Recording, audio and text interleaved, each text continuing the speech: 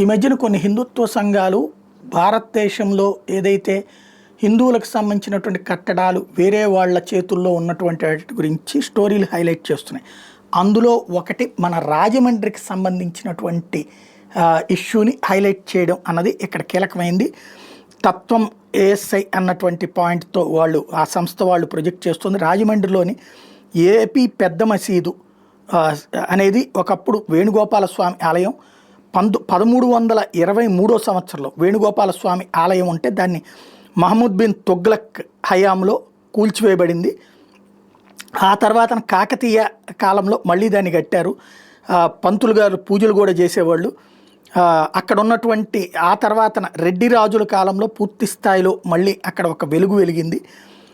18వ శతాబ్దం వరకు కూడా వెలిగింది.